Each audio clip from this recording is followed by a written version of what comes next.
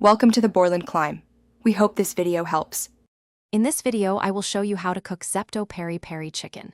Start by gathering your marinade ingredients: fresh red chilies, garlic, ginger, lemon juice, and olive oil. Blend these until smooth. Prepare your chicken, ensuring it's clean and patted dry. Make several shallow cuts to help the marinade penetrate deeply. Generously coat the chicken with your homemade peri peri sauce. Let it marinate in the refrigerator for a minimum of 2 hours, or ideally, overnight for maximum flavor. Now let's cook. You have a few fantastic options. Grilling offers a smoky char, baking provides even cooking, and pan frying gives a crispy skin. For grilling, preheat to medium-high. If baking, set your oven to 400 degrees Fahrenheit. Pan frying requires medium heat. Cook the chicken for about 20 to 30 minutes, turning occasionally until it's beautifully browned and cooked through, reaching an internal temperature of 165 degrees Fahrenheit.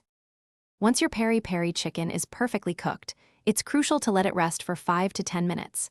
This allows the juices to redistribute, ensuring a tender and succulent bite. Garnish with a sprinkle of fresh cilantro or parsley for a vibrant touch. This spicy, flavorful chicken pairs wonderfully with a variety of sides, such as a crisp green salad, fluffy rice, or roasted vegetables. Enjoy your homemade, fiery peri peri chicken. For the most authentic and delicious peri peri chicken, always opt for the freshest ingredients, especially your chilies and herbs. Don't be afraid to adjust the amount of chili to suit your personal spice preference. You can always add more heat later. A fantastic tip is to prepare a little extra marinade and cook it down separately to create a vibrant, flavorful dipping sauce. This adds another layer of deliciousness to your meal. Thanks for watching. Consider subscribing if we helped you.